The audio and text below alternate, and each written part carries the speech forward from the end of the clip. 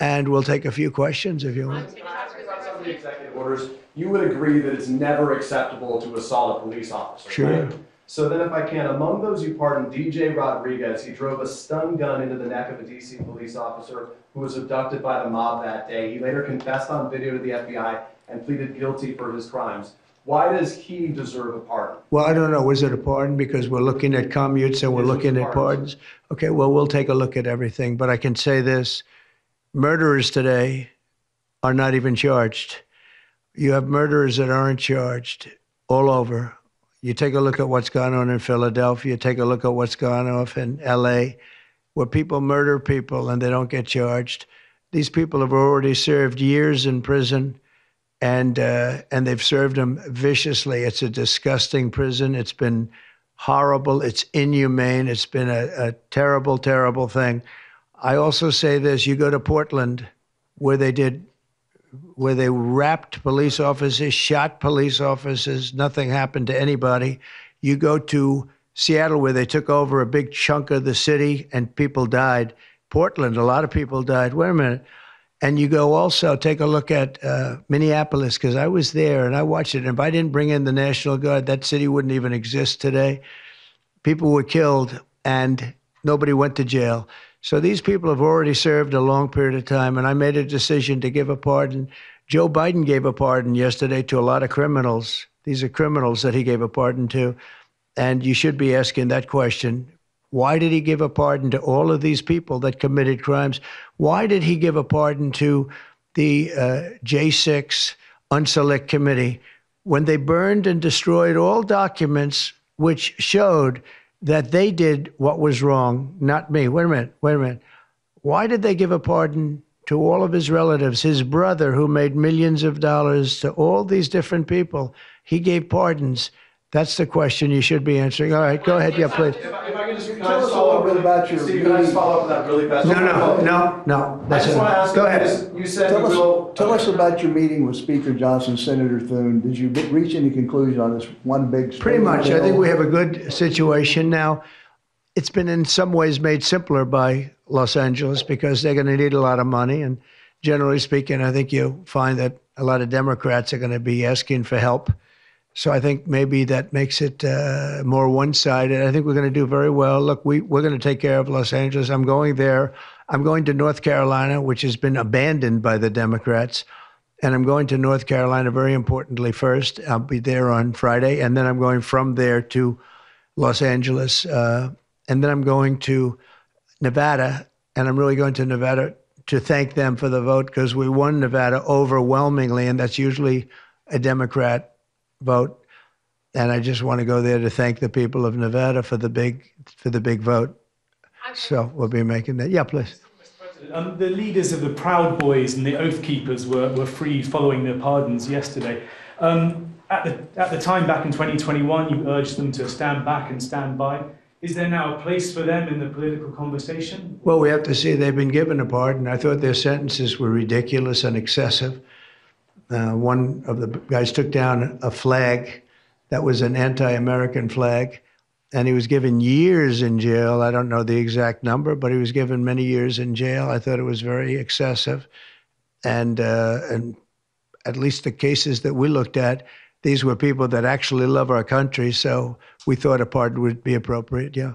Mr. President, is it also true in your conversations with Republicans today that you asked them to consider recess appointments for cabinet officials? I think, yeah, if it's needed. I don't think it's going to be needed. Marco, as you know, got passed overwhelmingly with 99-0, which is pretty amazing. Marco's going to do a great job, Secretary of State, but he just got, I guess he was the first one and just got approved. That's some vote, 99-0, and the nothing was a vote that he would have gotten if we wanted to do it. But you know whose vote that was? Who's doing a great job right now as vice president. Did you also talk about some sort of a trade or a deal involving wildfire relief in extension for a debt? Well, what I really want to have done, I was talking about this with the guys back in the Oval Office. Los Angeles has massive amounts of water available to it. All they have to do is turn the valve, And that's the valve coming back from and down from the Pacific Northwest, where millions of gallons of water a week and a day, even in many cases, pours into California, goes all through California down to Los Angeles, and they turned it off. It's off now. The valve goes, it turns toward the Pacific Ocean, and all that water goes pouring into the Pacific Ocean. If they did what I told them to do, they wouldn't do it because politically they didn't think it was good. I think it's great politically. I think they're dead politically. What they've done, they've destroyed the city. What they've done to that city is unbelievable. The sprinklers, their sprinklers in there like these right here that you see, none of them had any water in them. They didn't have any water. The fire hydrants, 40% of them had no water. The brush was just dry. Everything was dry. The sprinklers on the lawn weren't allowed to even be used. So, you know, everything was dry, and it was an inferno. They created an inferno. So we're demanding that they turn the valve back toward Los Angeles right now. It's not even believable that they haven't done it. Just so you know, they have a valve, and it turns like, think of a sink, but multiply it times many thousands of times the size of it. It's massive. And you turn it back toward Los Angeles. Why aren't they doing it? They either have a death wish, they're stupid, or there's something else going on that we don't understand. But we want the water that they're throwing away to be used for California. And that includes the farmers of California. You know, when you drive up north, you see all of the land. I couldn't believe it. I was with Devin Nunes when he was a congressman and some other congressmen from the area, and we're driving up and we're on the highway, and I keep looking at these farms, and the land is bone dry, and then you'd see an acre, about an acre or 2 acres, with the most beautiful green plants growing in it, the most beautiful you've ever. It's rich stuff, and you look at the soil, and it's so rich. That soil is almost the equivalent to like Iowa soil. It's phenomenal. It's got no water. But the reason it has no water, I said, do you have a drought? No. I said, what do you mean you don't have a drought? Look at the thing. It's dry as a bone. The reason you have like an acre is because they say you can farm 1 acre, but no more, because they didn't want to waste water. But they throw the water into the Pacific Ocean. These people are crazy. So we're going to be issuing an executive order demanding that they immediately let that water come down through California. Farmers, even people living in Beverly Hills. Now, those people have been a lot of them are wiped out. Believe it or not, you know, they were having restrictions, Larry, you know about this. They wanted to restrict you to 38 gallons of water a day. That sounds like a lot, but it's not. When you're a rich person and you like to take a shower, 38 gallons doesn't last very long. And they have all this water, and it's really good water. Up high, Pacific Northwest, some comes in from Canada, a nice country, by the way, comes in from Canada, and it comes all the way through California, and they're restricting it. You even have the half pipes, you know, the half pipes, the cut pipes, big ones, bigger than this room, and they're going all the way down, and they're bone dry, and they could be loaded up with water. No, but isn't it incredible that they don't do it? And it's to protect the Delta smelt. It's a fish that's doing poorly anyway. But I said, how are you protecting the Delta smelt by not giving it water? It's a fish. It needs water. Nobody can answer that question. President Trump, TikTok, Mr. President. Well, let me do this first. Are you open to Elon buying TikTok? Say it? Are you open to Elon buying TikTok? I would be if he wanted to buy it, yeah. And on your inauguration, I'd like Larry to buy it too. I have the right to make a deal. So the deal I'm thinking about, Larry, let's negotiate in front of the media. The deal, I think, is this, and I've met with owners of TikTok, the big owners. It's worthless if it doesn't get a permit. It's not like, oh, you can take the U.S. The whole thing is worthless. With a permit, it's worth like $1 trillion. So what I'm thinking about saying to somebody is buy it and give half to the United States of America, half, and we'll give you the permit. And they'll have a great partner, the United States.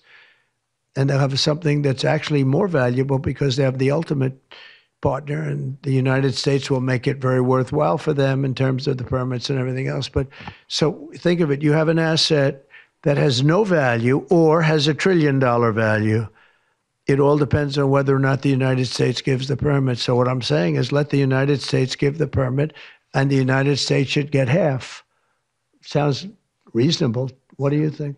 Sounds like a good deal to me, Mr. President. Yeah, he can afford it too. Mr. President, you're a president who has long said that you back the blue, but aren't you sending the message that assaulting officers is okay with these pardons? No, the opposite. In fact, I'm going to be letting 2 officers from Washington Police, D.C. I believe they're from D.C., but I just approved it. They were arrested, put in jail for 5 years because they went after an illegal, and I guess something happened where something went wrong. And they arrested the 2 officers and put them in jail for going after a criminal, a rough criminal, by the way. And I'm actually releasing. No, I am the friend of police, more than any president that's ever been in this office. Thank you, President. More than President 400 of the people that you pardoned, though, assaulted officers. So I want to ask you about the Vice President, J.D. Vance. He said, this is a week ago, he said, if you committed violence on January 6th, obviously you should not be pardoned. Why is your Vice President wrong? Well, only for one reason. They've served years in jail. They should not have served, excuse me, and they've served years in jail, and murderers don't even go to jail in this country. And we had 1,500. We have 16 under review. As you know, we commuted about 16 of them because it looks like they could have done things that were not acceptable for a full pardon. But these people have served years of jail, and their lives have been ruined. And in many cases, listen to me for a second. Stop interrupting. They served years in jail, and if you look at the American public is tired of it. Take a look at the election. Just look at the numbers on the election. We won this election in a landslide because the American public is tired of people like you that are just one-sided, horrible people in terms of crime. You don't talk about all the people that have been killed and what happens to those murderers.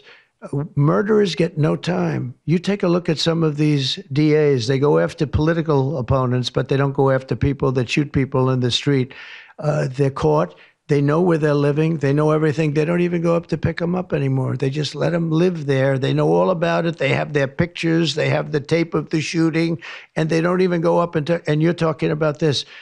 No, we pardoned people that were treated unbelievably poorly. In the history of our country, there's never been anything take place like this.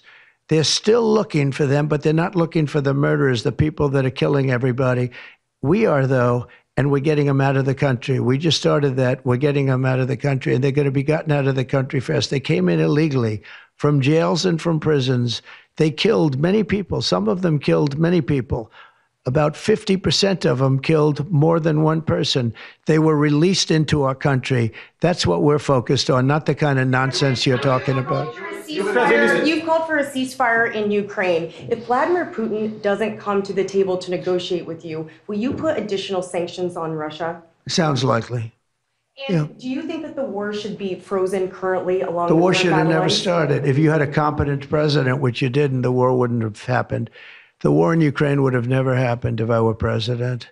But that couldn't happen because the election was rigged. Yeah, go ahead. Mr. President, there's been some debate within your orbit over whether or not to keep or eliminate H-1B visas. What's your position on that? Do you want to keep H-1Bs or do you want to get rid of them? I like both sides of the argument, but I also like very competent people coming into our country, even if that involves them training and helping other people that may not have the qualifications they do. But I don't want to stop. And I'm not just talking about engineers. I'm talking about people at all levels. We want competent people coming into our country. And HB1, I know the program very well. I use the program.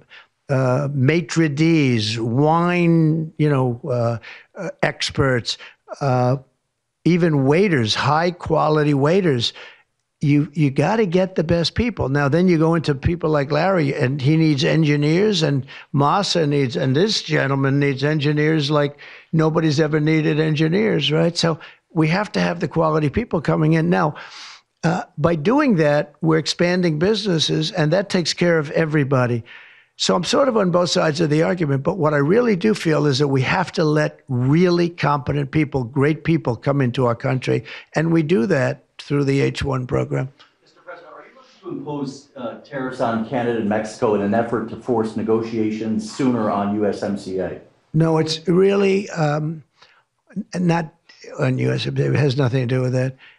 They've allowed, both of them, Canada very much so, they've allowed millions and millions of people to come into our country that shouldn't be here. They could have stopped them, and they didn't.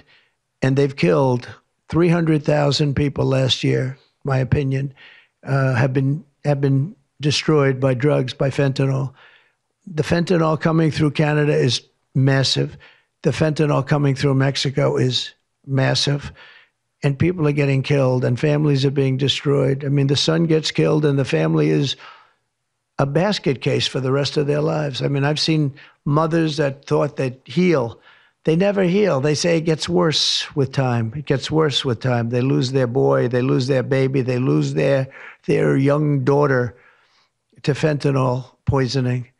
And I had that talk with President Xi the other day, too, of China. I said, we don't want that crap in our country. We got to stop it. I would have stopped it. I had a deal with him where he was going to give the maximum penalty, which in China is the death penalty for drug dealing. And he was all said he was going to give the maximum penalty to fentanyl dealers. If they send to the United States, they were going to get the death penalty. And of course, Biden didn't pick that up. I had that deal all done. It was all wrapped up. We were going to have it done. And then the election went, let's put it nicely, didn't go the proper way. I'm trying to be nice about it. It was rigged. And we had an incompetent president elected, and he never followed up on that deal. But he should have followed up, because if they got the death penalty, they wouldn't be sending fentanyl to Mexico, Canada, and other places. How much will the We're thinking about that too. We're talking about a tariff of 10% on China based on the fact that they're sending fentanyl to Mexico and Canada. How soon on those tariffs? Probably February 1st is the date we're looking at. For For Mexico and China, we're talking about approximately 25%. Update on the Gaza ceasefire, and are you planning to travel to the Middle East soon? We're thinking about going to the Middle East, not yet. We have a thing called the hostages are coming back going on right now, and they are coming back. Some of them have been very damaged. You look at the young lady with her hand practically blown off. You know how that happened, right? Did you know how that happened? When you find out, you're not going to be too happy because it was terrible. But the hostages are starting to come back. If I weren't here, they wouldn't be back ever. They would have never come back. They would have all died. If this were done a year earlier, if Biden would have done this deal a year and a half, 2 years ago, or frankly, it should have never happened. October 7th should have never happened. Nobody should be dead. But through weakness, they allowed it to happen, and then it was a disaster from them. But you go back just 6 months ago, many of these young people were living. Young people don't die like that. They're just dying. And young people aren't dying at 22 and 23 years old. They don't die. But now they're dying, and you wonder why they're dying. They're being killed, and they have been killed. But they say 6 months ago, you would have had 11 more living hostages. Think of that, 6 months ago. But Biden couldn't get it done, and it was only the imposition that I put on as a deadline that got it done. But it's a very sad situation. It should have never happened. I'll tell you, 2 things should have never happened. 3 things. Inflation should have never happened. It would have never happened, except for what they did to energy and their crazy spending. And Ukraine would have never happened. Never. By the way, Russia never would have gone into Ukraine. I had a very strong understanding with Putin that it would have never, ever happened. He disrespected Biden. Very simple. He disrespects people. He's smart. He understands. He disrespected Biden. And also, the Middle East would have never happened because Iran was broke. They had no money. They had no money for Hamas. They had no money for Hezbollah. It would have never happened. October 7th would have never happened. But it did happen. So this is the cards I've been given. And we're getting the hostages back. That would have never happened under Biden. They would have never come back. They were just dying not that slowly. They were dying or being killed. but that was what was happening. And are you going to keep sending weapons to Ukraine, or are you going to turn off the tap soon? Well, we're looking at that. We're talking to Zelensky. We're going to be talking with President Putin very soon, and we'll see how it all happens. We're going to look at it very soon. One thing I do feel, the European Union should be paying a lot more than they're paying, because under Biden, I mean, we're in there for $200 billion more. Now, it affects them more than it affects us. We have an ocean in between, right? Little thing called an ocean. The European Union should equalize. We're in there for $200 billion more than the European Union. I mean, what are we, stupid? I guess the answer is yes, because they must think so. But the European Union takes advantage of us tremendously on trade, and they now take advantage of, and always have. If I didn't get involved years ago, my first term, one of the first things I noticed was that they're not paying enough. They're not paying. And a lot of those countries weren't even paying. The NATO countries, they weren't paying. Only 7 out of 28 were paying. We were one of them. And Poland was one. And they had a few of them that were paying, and some were paying very proudly. Usually the closer to the borderline of Russia they were, the faster they paid, okay? The ones that were further away tended not to pay so fast. And one thing on that, I think they should lift their number not to 2%, but to 5%. NATO should be at 5%, not at 2%. 2% is ridiculous, yeah. Did you ask President Xi in your conversation about Ukraine, you asked him to get involved in helping settle that? Can you tell us about that? I did, yeah. I said, you ought to get it settled, because he's not done very much on that. He's got a lot of power, like we have a lot of power. I said, you ought to get it settled. We did discuss it, yeah. Do you intend to continue selling products that benefit yourself personally while you're president? Well, I don't know if it benefited. I don't know where it is. I don't know much about it other than I launched it. I heard it was very successful. I haven't checked it. Where is it today? You made a lot of money, sir. How much? Several $billion, it seems like, in the last several days.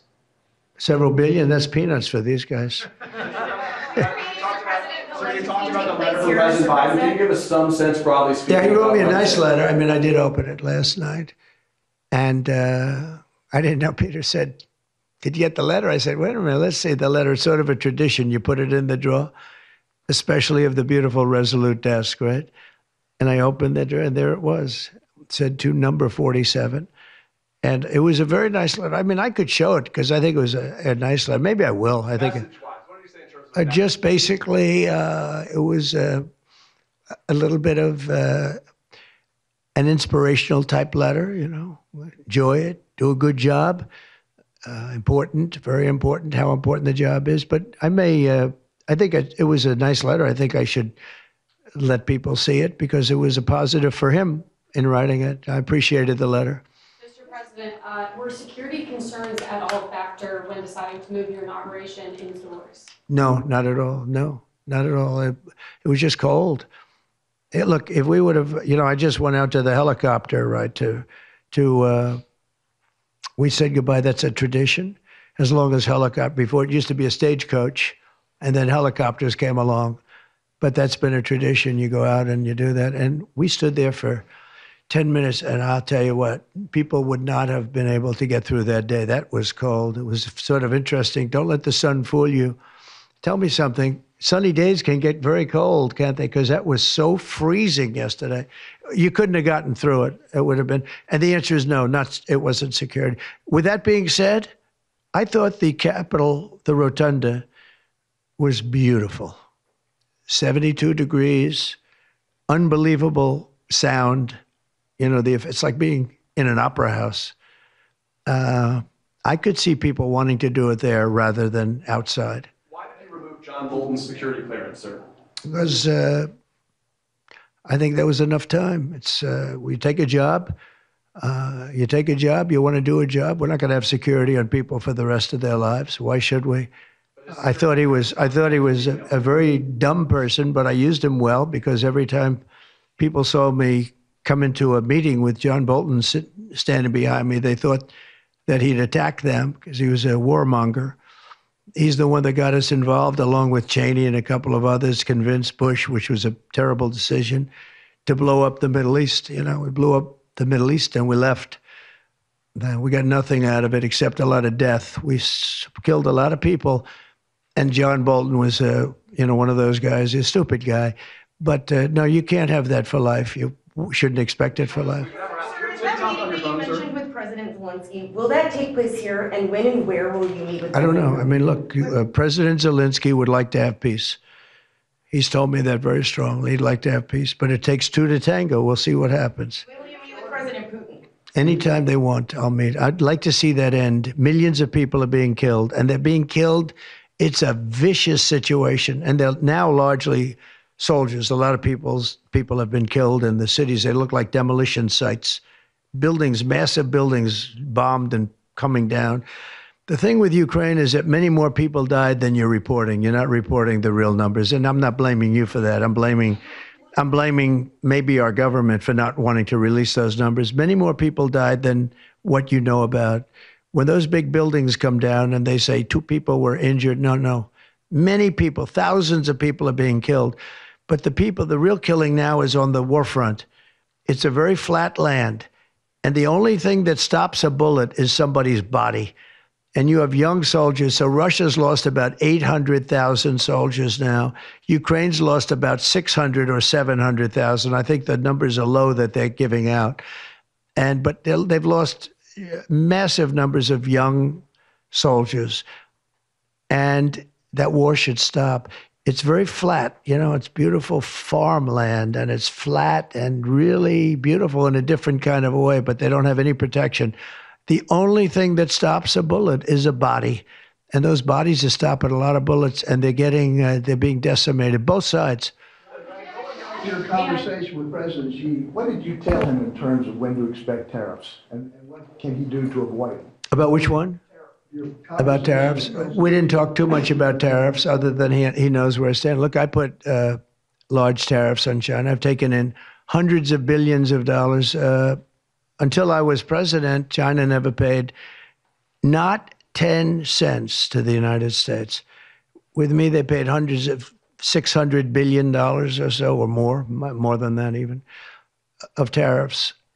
And if I didn't do that, you wouldn't have a steel mill open in the United States right now. You wouldn't have one steel mill open in the United States. So what I did is I saved the steel industry. I saved other industries too with other tariffs. Other countries are big abusers also. It's not just China. China's an abuser, but the European Union is very, very bad to us. They treat us very, very badly. They don't take our cars. They don't take our cars at all. They don't take our farm products, essentially. They don't take very much. We have a $350 billion deficit with the European Union. They treat us very, very badly. So they're going to be in for tariffs. It's the only way you're going to get back. It's the only way you're going to get fairness. You can't get fairness unless you do that. But the European Union's treated us very badly. But essentially, everybody treats us badly. Everybody treats us badly. Yes, go ahead. Because we allow them to. Because we've had stupid people doing this, and we can't have. I'd like to have these 3 people negotiate for us, just for 1 week, and we'd be a rich country again. But we'll be rich. Mr. President, on AI data centers, will you rescind President Biden's executive order that opens up federal land? On which centers? On data centers. Will you rescind President Biden's executive order that opens up federal lands for data centers and energy production? No, I wouldn't do that. That sounds to me like it's something that I would like. I'd like to see federal lands opened up for data centers. I think they're going to be very important. Again, we have a lot of competition for that. So it's an honor to have these 3 great people, great CEOs and great geniuses, all 3. It's an honor that they want to come to our country, but we're going to make it as easy as we can for them because other countries want them to. I'm going to have to go now. Thank you all very much. Thank you. Do you have TikTok on your phone? No, but I think I might put it there. I think I'll get it right now. By the way, again, we won the young vote. I think I won it through TikTok. So I have a warm spot in my heart for TikTok. Okay? Thank you. Thank you, Mr. President.